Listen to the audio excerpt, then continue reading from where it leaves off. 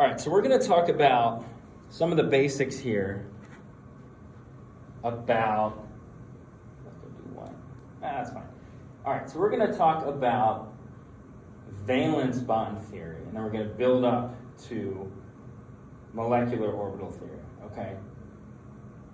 So let's just get right into it, okay? We're going to talk about carbon. We're going to talk about carbon. And carbon, maybe use a dark, that's fine. So carbon, if we look at, we know that it is in the 4th or 14th row. It has 4 valence electrons, right? And if we look at a diagram like this, we know that carbon is going to have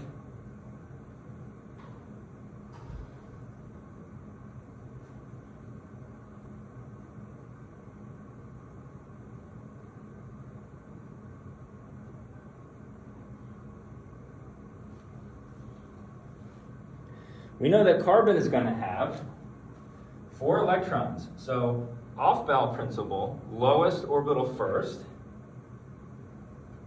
There's nothing else on this level, so we're going to fill this. Okay, going up to the next one.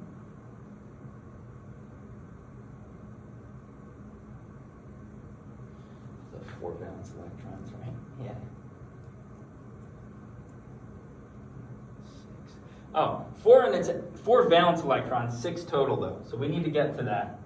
We're not at the end yet, right? The spin doesn't really matter as long as they're both going different directions, which those are not.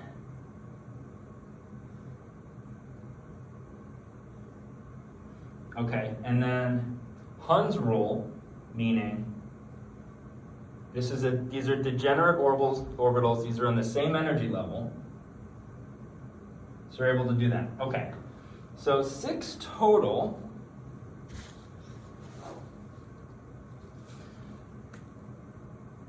And our valence is here, here, here. So these are our 4 valence electrons. But what carbon is going to do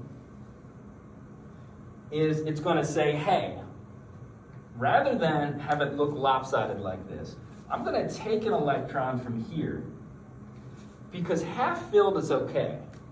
And I'm going to fill this guy up here. So it's going to make a change. This is going to be a valence electron now. But it's going to create a new level, and that's what we call hybridization, okay? So P is a higher level than S. So the hybridization level is going to be somewhere between P and S, but it's going to create a new energy level. But let's look at an example of what carbon this would even look like, okay? So this is an sp3 carbon. How do we know that? Because we have one S and we have 3 Ps. It's really as simple as that. And we know that an sp3 carbon, I mean, that's our bread and butter tetrahedral carbon, right? That we look at so much in chapter 4. The bond angles here are going to be 109.5, and this is tetrahedral. Okay? So another way you can look at this, and these are the 4 electrons. We have 4 electron domains. Our steric number is going to be 4. Okay? And this is sp3. It's always 1 less than the steric number, but we can see 3 Ps, 1 S, sp3, okay? The new energy level that we're creating, there's 4 electrons, so there's going to be 4 of these, and these are all going to be called sp3, all right?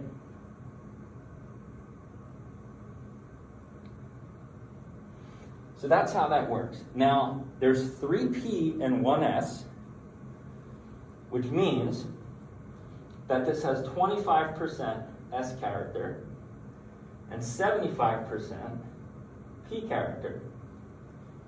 The more S character that you have, and remember, S is a sphere, and it's close to the nucleus. More energy. That's going to make anything with an sp3 orbital less acidic than an sp2 or an sp. The more s character you have, like an sp is 50%, 50%, s and p, more s, higher acidity, okay? So this is how you would look at the character for this. Now remember that, yeah, this is what an s orbital looks like. A p orbital is a dumbbell. An sp3 orbital, basically what happens is when you combine our s and our p, like if this is like not positively charged, but these areas are going to interact, and your p is going to have a positive area and a negative area. It's going to make your positive area balloon up. It's going to make your negative area go down. So this is what an sp3 orbital looks like. And we don't even usually look at this negative part, this little part down here, okay? So that's what this looks like. So this is one way that you can look at carbon. But as we know, there are other ways carbon can hybridize, okay? Carbon doesn't have to have 4 electron domains. It can also look like something like this. Right? Let's say this is an oxygen and this is an OH here. Still 4 bonds, but now we have 3 electron domains. Okay? Which we know is an sp2. But when you look at it here, what's going to happen here? Because now we have a double bond. So the way that we have to look at this is that there are 3 domains. So our steric number is 3. So we're going to draw those 3 domains. 1, 2, 3. And they're sp2.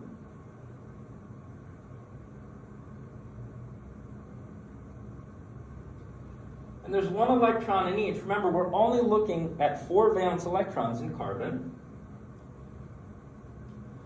But where does the other electron go, right?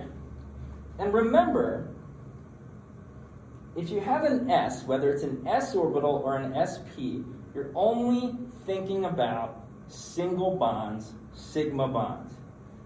The only thing that can create a double bond are unhybridized p orbitals, okay? So in this case, our 4th electron, and the level is going to be a little bit higher, is going to be in an unhybridized p orbital. And that's going to be our pi bond.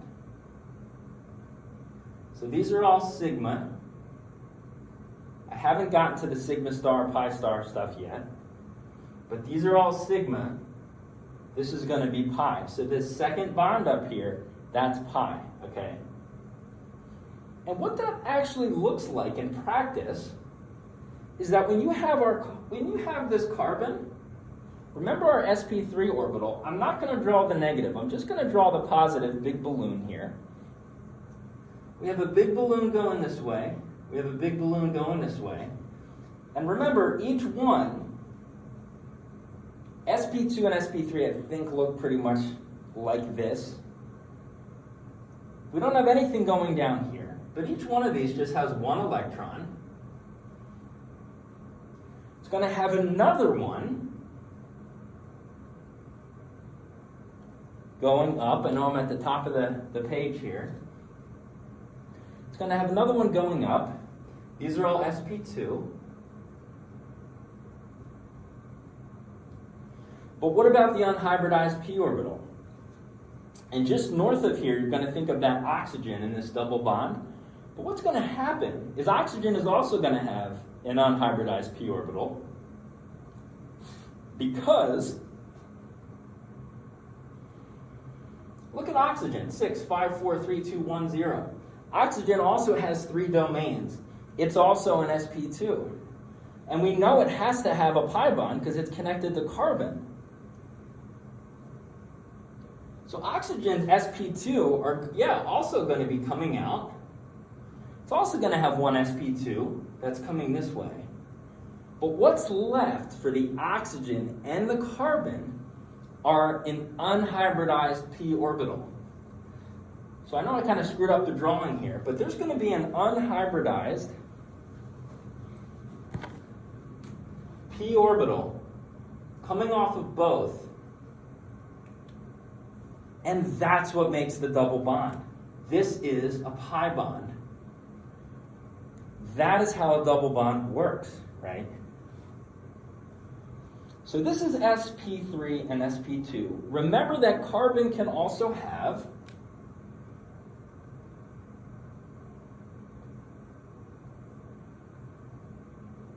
an sp, the most acidic of all, because it's 50% S character.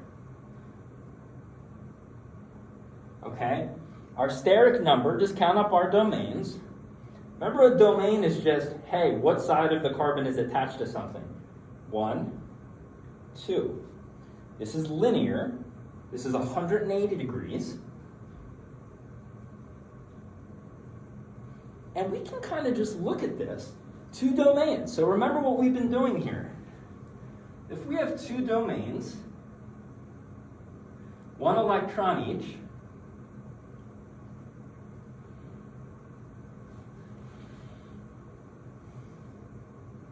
and these are sigma bonds, but look at our triple bond. Remember, anything after a sigma bond is going to be a pi bond. So, this is a pi bond, and this is a pi bond. And we know they have to be in a p orbital. So, to round off, I'm putting a pi there, but there's 1 electron in each. That's how the sp hybridization occurs. So this is 3 different hybridizations, all of carbon. But this is how that sp system works, how you draw out this kind of energy diagram. Remember, S is the lowest in energy, which I know is a little confusing, but lowest energy closest to the nucleus. The electrons are going to be more attracted to it, though, which makes it more acidic. So I think that's it. I think that's all I wanted to kind of show here. But that's what you kind of have to understand. Just look at the molecule, write it out if you need to. Make sure your SPs make sense. Make sure all of your pi bonds are in unhybridized p orbitals.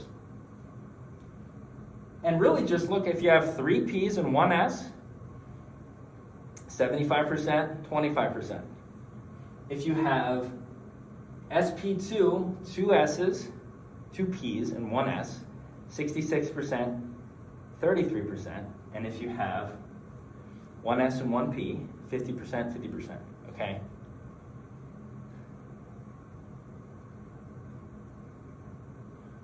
All right, I think that's it.